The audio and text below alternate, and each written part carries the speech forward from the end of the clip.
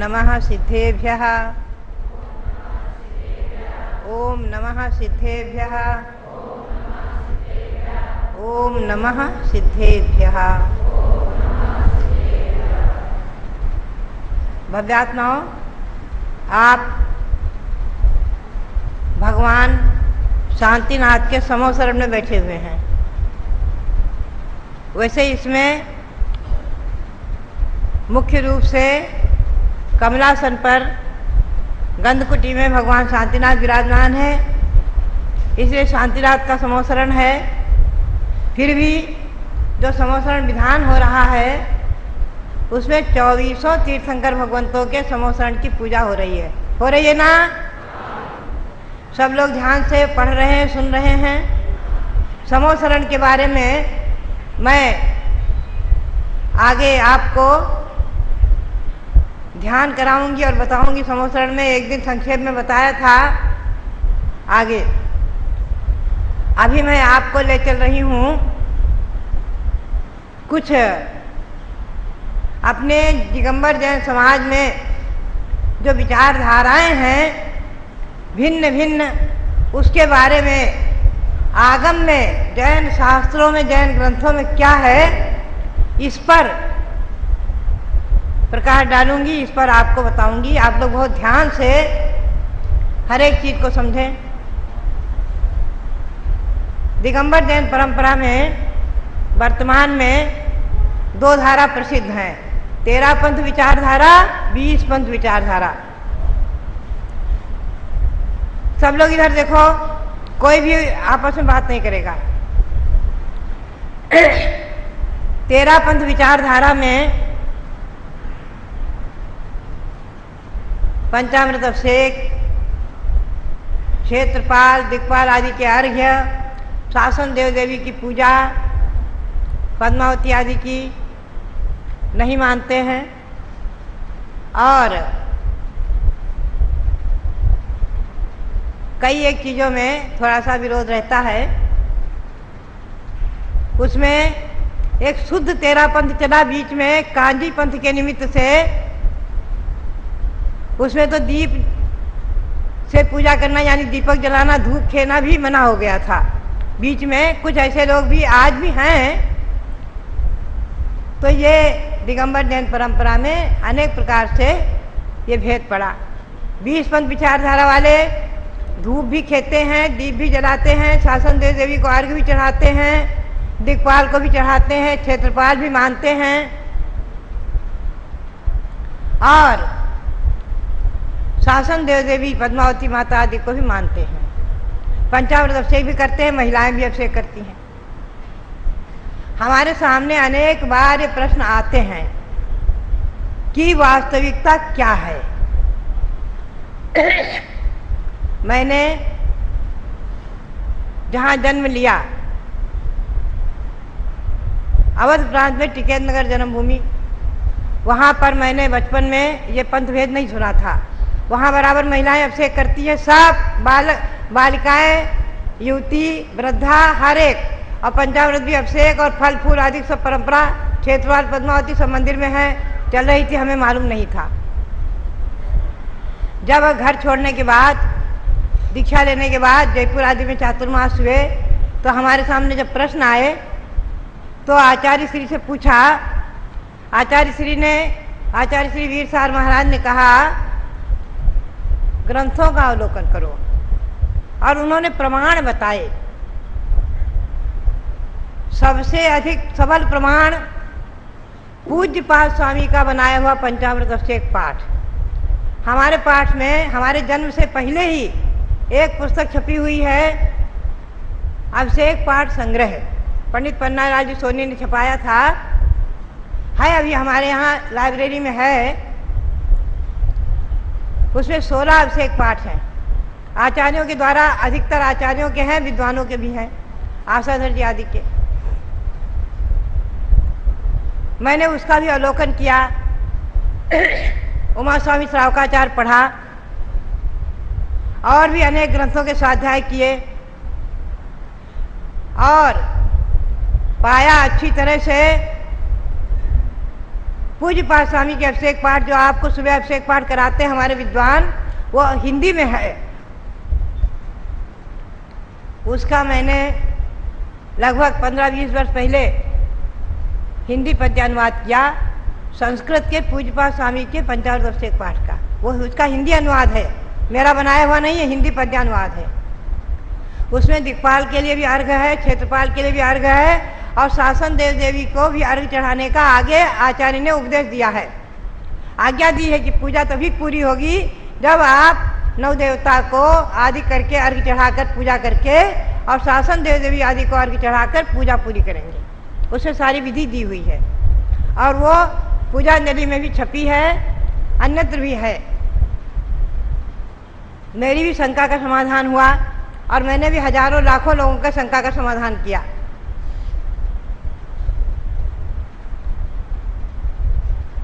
आपके सामने विराजमान है एक देव और देवी। आपको मालूम हुआ है कि नहीं ये कौन है?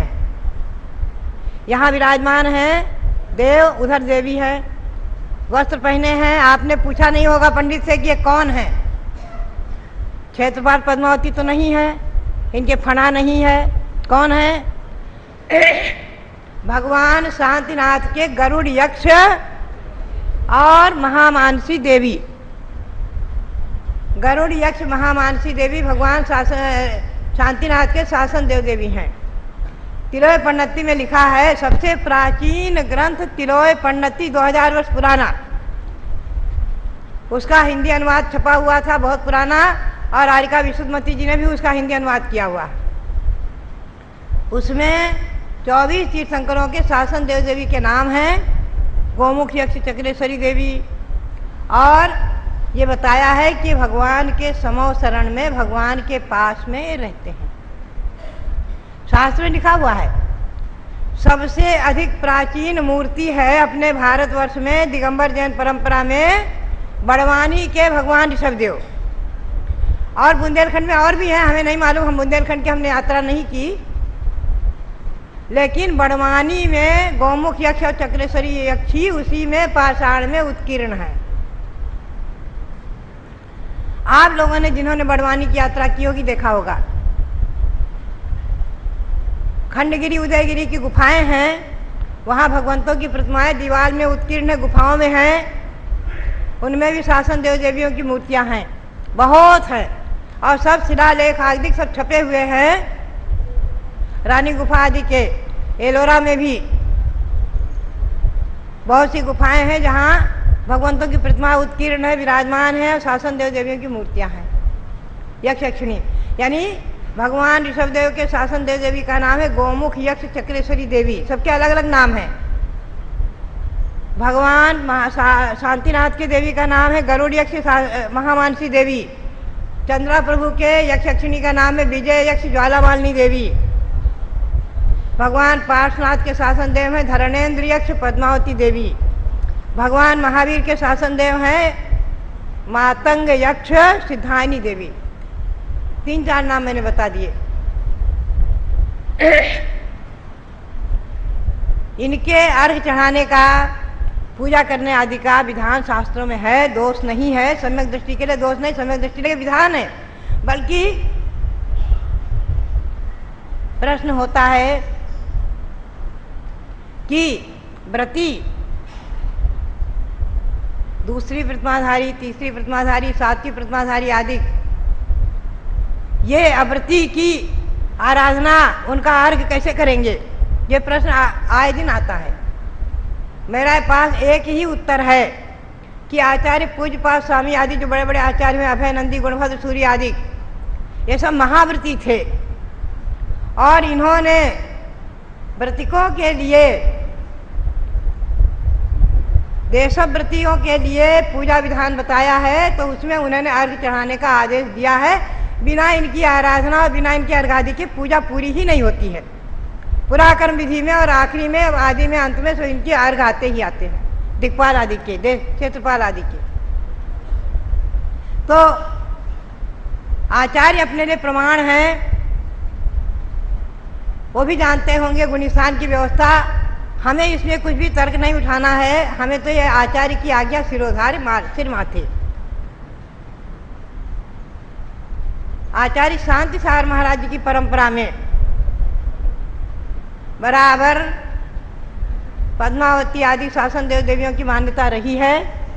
क्षेत्रपाल दिक्पाल आदिकों की अर्घ चढ़ाने की मान्यता रही है। पंचामृत अभिषेक महिलाओं द्वारा अभिषेक आदि। मैं कुंथलगिरी में सन 55 में 1 महीना रही हूँ आचार्य श्री की संलेखना के समय।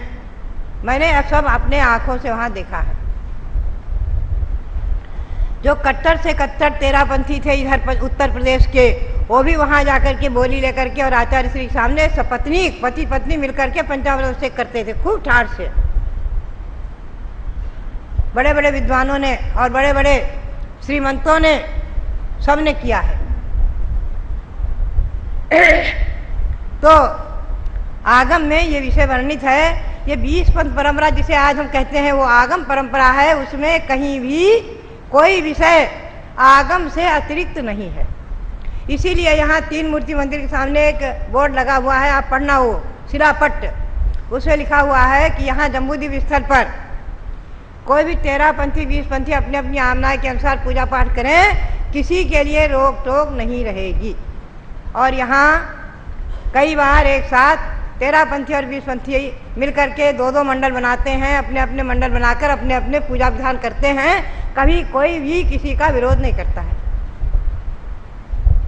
तो भव्यात्माओं, ये मैंने बताया आपको। अभी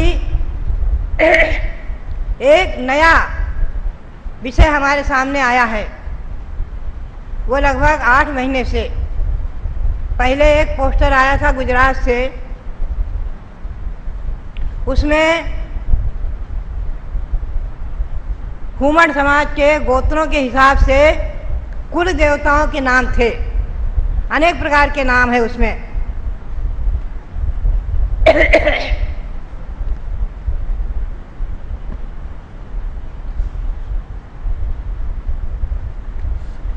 हमें पढ़ करके बहुत आश्चर्य हुआ।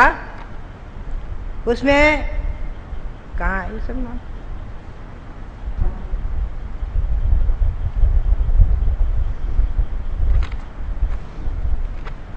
उसमें जो है तोतला देवी, जोगेश्वरी, खेमा, पंका, मोनिका, राखी देवी, मूलेश्वरी देवी, विलेश्वरी देवी आदि अनेक नाम आए।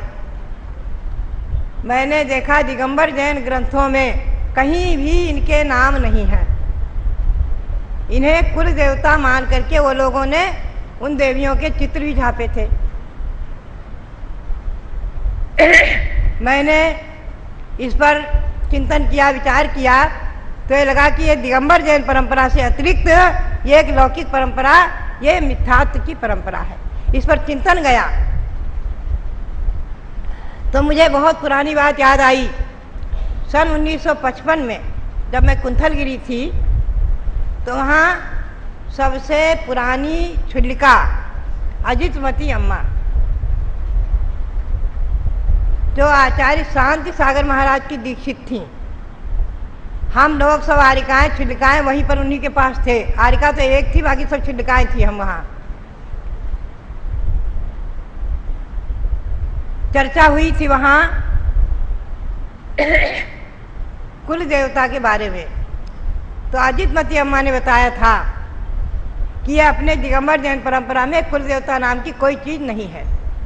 अपने शासन देव देवी और तीर्थंकर भगवंत की माताएं यही कुल देवता हैं।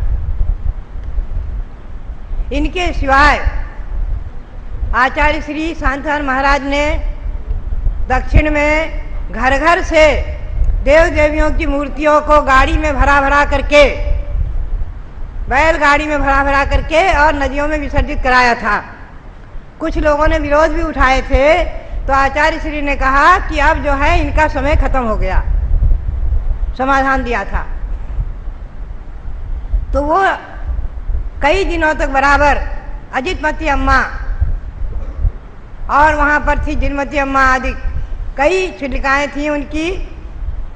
और एक छुलक थे सुमति सागर जी, आचार्य श्री से दीक्षित, और भट्टारक जिनसेन थे पुराने लक्ष्मी कोल्हापुर मठ के, नांदनी मठ के भट्टारक थे जिनसेन। कई एक भट्टारक थे। सबसे मिलकर के बैठकर चर्चा हुई ये चर्चा का निष्कर्ष निकाला गया कि जैन में, दिगंबर जैन परंपरा में शासन देव देवी के सिवाय कोई भी अन्य कुल देवी देवता नहीं है और उनको मानना मिथ्यात्व है।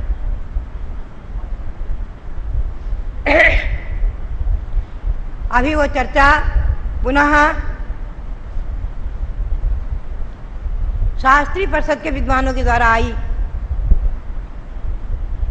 मैंने भी उसका विरोध किया। तो कोई विद्वान पुस्तक लिखने लग गए और पुस्तक लिखकर 200 पेज की हमारे पास भेज दिया। उसमें लिखा हुआ है जितने भी उसमें तर्क दिए हैं सब कुतर्क, बेसिर पैर के। उन्होंने लिखा तीर्थंकर भगवान शांतिनाथ चक्रवर्ती थे, दिग्विजय के लिए निकले, चक्ररत्न की पूजा किया, देव देवियों की आराधना की। क्या आप स्वीकार करेंगे इस बात को कि जो तीर्थंकर जिनके लिए सौधर्म इंद्र एक पैर पर खड़ा रहता है 24 घंटे किंकर बन करके, हजारों नहीं असंख्यातों देव देवी जिनकी भक्ति करते हैं, ऐसे तीर्थंकर भगवान देव देवी की उपासना करेंगे दिग्विजय के लिए? क्या आप स्वीकार करेंगे इस बात को? बिल्कुल असंभव है। तीर्थंकर के सामने तो देव देवी हाथ जोड़कर कहेंगे कि भगवान दिग्विजय के लिए प्रस्थान कीजिए। ये चक्ररत्न खड़ा है, चक्ररत्न के देवता तीर्थंकर भगवान को नमस्कार करेंगे, न कि तीर्थंकर भगवान उन देवताओं को। ऐसा कहना तीर्थंकर भगवान का आवरणवाद है। तीर्थंकर भगवान अपने माता पिता को नमस्कार नहीं करते, तीर्थंकर भगवान मुनियों को नमस्कार नहीं करते, तीर्थंकर भगवान मंदिर में पूजा नहीं करते, कुछ नहीं। दीक्षा लेते हैं तो ओम नमः सिद्धम कहकर, ओम नमः सिद्धेभ्यः कहकर दीक्षा लेते हैं। जगत पूज्य तीर्थंकर भगवान के लिए दिग्विजय में देव देवी की उपासना करके गए थे लिखना बहुत ही गलत है। मैंने कहा अगर ऐसी पुस्तक छपेगी तो हम निश्चित ही बहिष्कार निकालेंगे। और भी उसमें बहुत सी ऐसी बातें हैं। उसमें लिखा कि ब्राह्मण, क्षत्रिय, वैश्य और शूद्र और जैन और जैनेतर कोई भी जाति के क्यों न हो, सबके कुल देवता एक हैं। हम इस बात को कभी भी नहीं स्वीकार करेंगे। मैं समझती हूँ दिगंबर जैन परंपरा का व्यक्ति, जैन शासन का व्यक्ति आगम के परिप्रेक्ष्य में कभी भी इस बात को स्वीकार नहीं करेगा कि सबके कुल देवता एक हैं।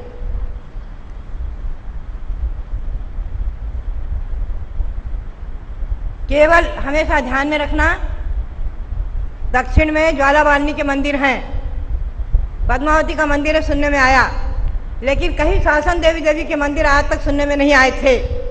नहीं बनाना चाहिए, गलत है। कुल देवता के मंदिर कहीं नहीं बने थे, कहीं नहीं सुनने में आए। शासन देव देवी के मंदिर की बात अलग है।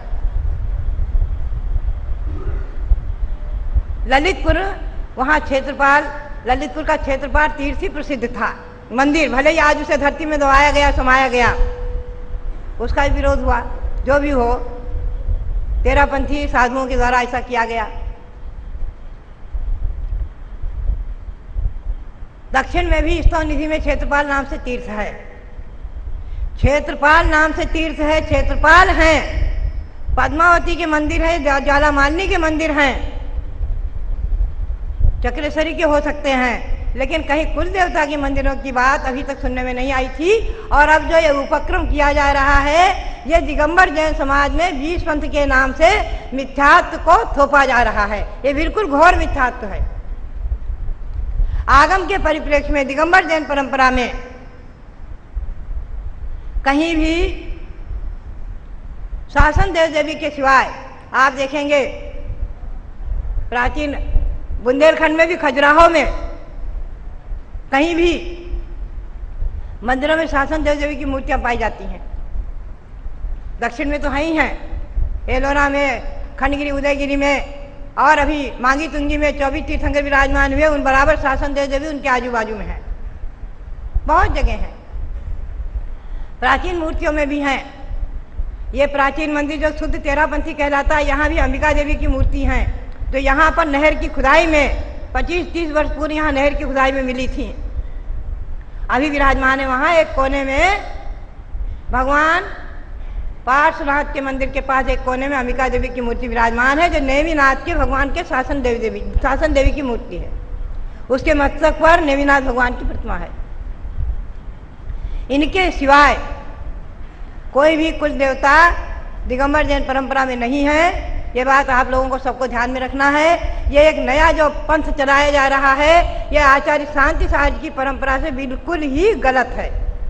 मैंने आचार्य विद्यानंद से चर्चा कराई, उन्होंने भी यही बात कही कि शासन देव देवी के सिवाय हमारे दिगंबर जैन परंपरा में कोई कुल देवता नहीं है। वर्धमान सागर आचार्य से भी चर्चा हुई तो उन्होंने भी यही कहा, अभिनंदन सागर के यहाँ से भी चर्चा हुई तो उन्होंने भी यही कहा, सुपार्श्वती माता यही कहती थी, और हमारे इस आचार्य शांत साहज की परंपरा के सभी साधु कोई भी दिगंबर जैन परंपरा में शासन देव देवी के सिवाय, जिन माता के सिवाय, तीर्थंकर माता के सिवाय किसी को कुल देवता नहीं मानते हैं। ना कहीं आगम में वर्णन है, ना इसको मानना चाहिए, ये घोर मिथ्यात्व है। हमारे पास में एक लेख इन्होंने चंद्रावती ने लिखा था, अभी आपके हाथ में पहुंच जाएगा, जिनके हाथ में नहीं पहुंचेगा कल मिल जाएगा। ये हमारे यहाँ अभी 3-4 महीने पहले राजा भाऊ पाटनी और उनकी धर्मपत्नी ने यहाँ विधान किया था, वो थे, तो उन्होंने स्वयं एक घटना बताई। उन्होंने बताया कि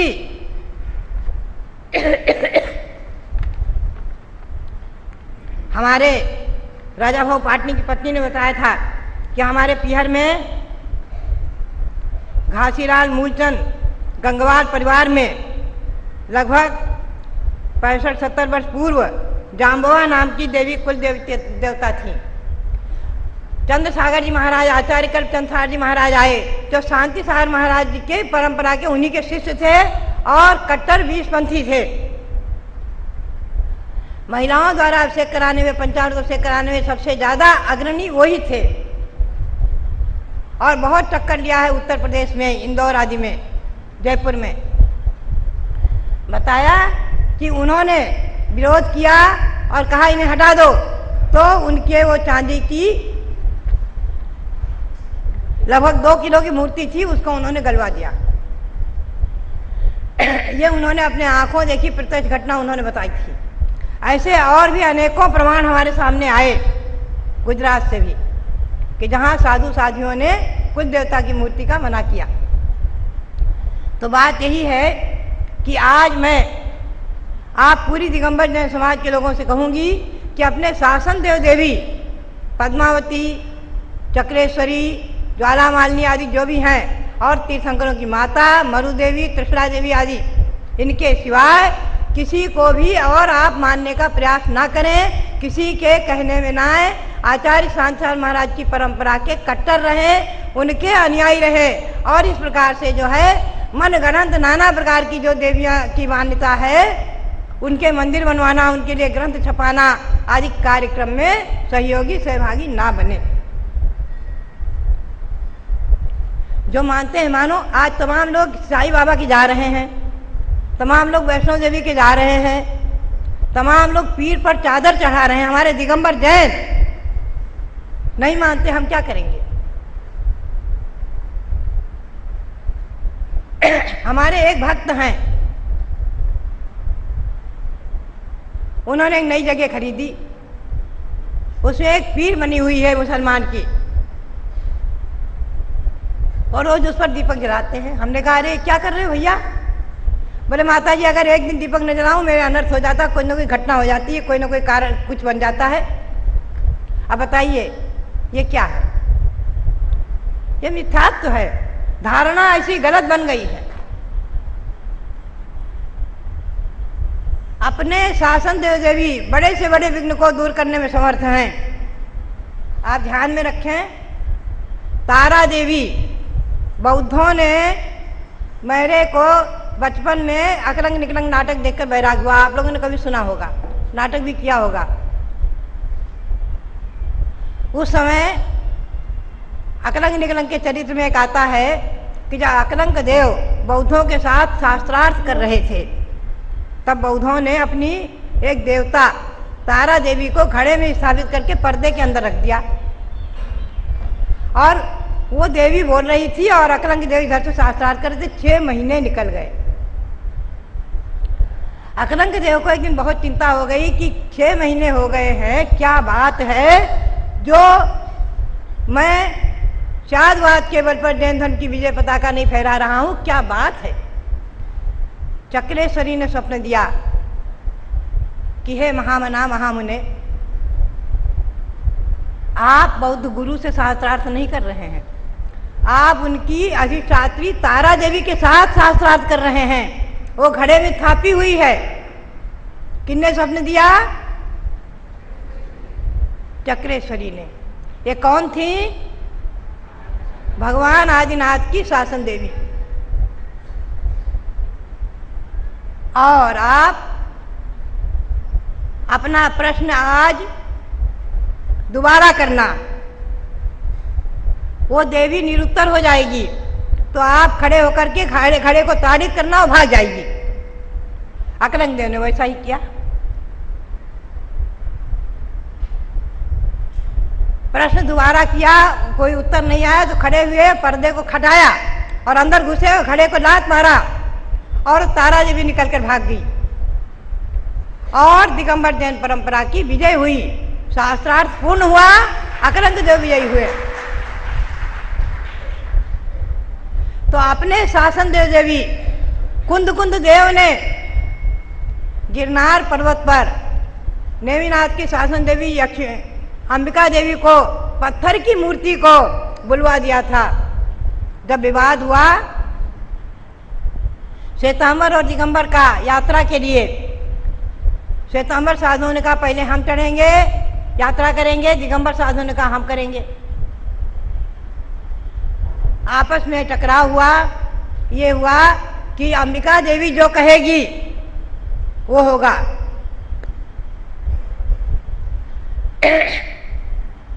कुंद देव ने उसके मस्तक पर पिच्छी रखा। शास्त्र में लिखा हुआ है, शिलालेखों में खुदा हुआ है, पुराने बहुत से शिलालेखों में मिला है। पाषाण घटितायेन वादिता सरस्वती, पाषाण की बनी हुई मूर्ति को बुलवा दिया। मूर्ति बोल पड़ी, सत्य पंथ निर्ग्रंथ दिगंबर, सत्य पंथ निर्ग्रंथ दिगंबर, सत्य पंथ निर्ग्रंथ दिगंबर, 3 बार बोली। और कुंद देव की विजय हुई। कुंद देव ने पहले यात्रा की। और मैं बताऊं, पद्म पुराण में भी एक बहुत रोचक कथा आती है, बड़ी सुंदर है। जब वनवास में रामचंद्र, सीता और लक्ष्मण घूम रहे थे, एक दिन बहुत थके हुए थे और एक गांव के किनारे ही, गांव में नहीं पहुंच पाए, जंगल में एक बहुत बड़ा वट वृक्ष था, उसके नीचे तीनों खड़े हो गए। मूसलाधार बारिश हो रही थी। तीनों राम, लक्ष्मण और सीता वहां बैठ गए। वहां का यक्ष, उस एक साधु ने हमारे रविंद्र कीर्ति जी से कहा कि देखिए, मंदिर मंदिर में, मठ मठ में, स्थान स्थान पर, पेड़ पेड़ में, जगह जगह अधिष्ठाता देव रहते हैं। मैं भी मानती हूँ, जब ही सही करके प्रवेश करते हैं, लेकिन न तो उनके मंदिर बनाते हैं, न उनकी पूजा करते हैं, न उनको नमस्कार करते हैं। तो उसीलिए मैं उदाहरण सुना रही हूं। वो यक्ष देव अपने स्वामी के पास पहुंचता है। पद्म पुराण में कथा है, पढ़ लेना। वो कहता है, स्वामिन, हमारे वृक्ष के नीचे 3 लोग आए हैं, बैठे गए हैं, क्या करना? उनको कैसे भगाना?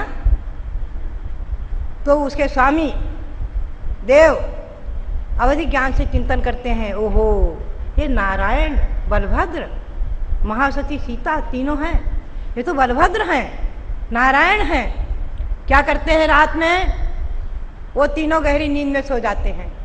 रामचंद्र, लक्ष्मण और सीता गहरी नींद में सो गए और यक्ष ने रात में एक बहुत बड़ी रामपुरी नाम से नगर बना दिया, बहुत बड़ा नगर, आपके दिल्ली जैसा शहर, उसका नाम रखा रामपुरी, और जैन मंदिर बना दिया और राजमहल बना दिया,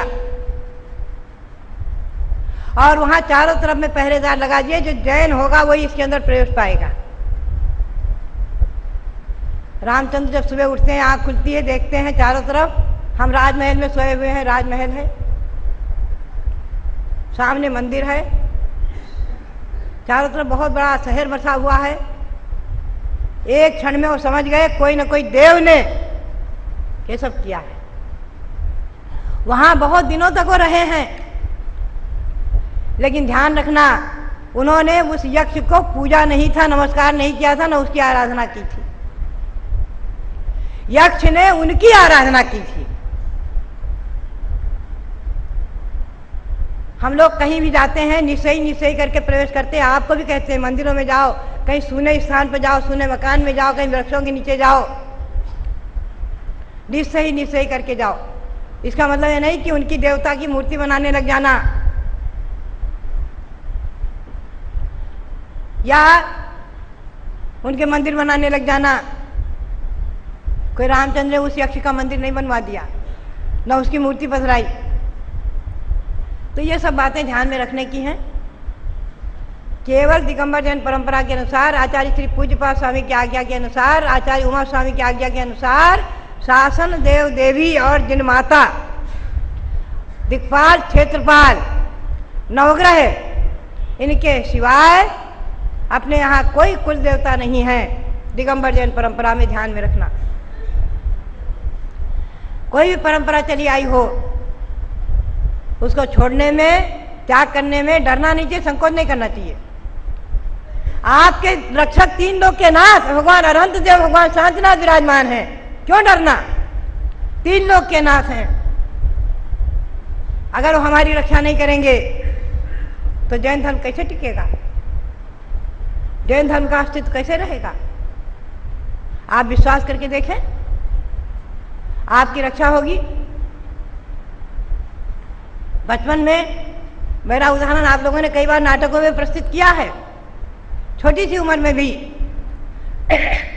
यही सुहास जिन्होंने रात में आपको सीता की नाटक कराया था, यही सुहास और इनके बड़े भाई प्रकाश, दोनों को भयंकर चेचक निकली थी, दोनों छोटे छोटे थे, मरणासन स्थिति में थे।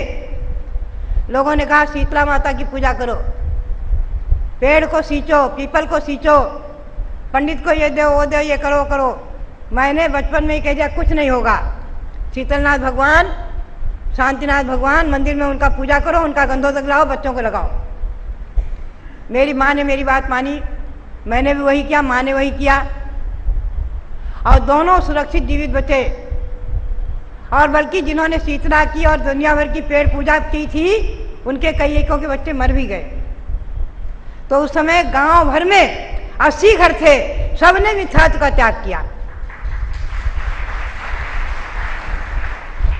तो बात यही है कि जिनेंद्र भगवान, उनकी पूजा, उनकी भक्ति और उनके शासन देव देवियों की भक्ति सब कुछ देने वाली है। तो मेरा अभिप्राय इतना ही है कि आप लोग में से जो भी महानुभाव कुल देवता के पक्षधर हों, आज अगर उस आग्रह को छोड़ दें तो मुझे बहुत प्रसन्नता होगी। भगवान शांतिनाथ के समोशरण में विश्वास करके आप महामानसी देवी की उपासना करें, पद्मावती की करें, चक्रेश्वरी की करें, सरस्वती और लक्ष्मी की करें, सब कुछ आपको मिलेगा। और साथ ही तीर्थंकर भगवान की करें, वही सब कुछ देने वाले हैं, उनके शासन देव देवी तो उनके भक्त हैं, सब कुछ तो अनंत भगवान है। और उनके मंदिर बनवाने का पक्ष, उनके ग्रंथ छपाने का पक्ष कतई कतई छोड़ दें और इसका पक्ष कतई ना लें। अपने सम्यक को दृढ़ बनाएं, सम्यक दृष्टि बने रहें, जैन शासन के भक्त बने रहें, यही मेरी सबके लिए प्रेरणा और सबके लिए बहुत बहुत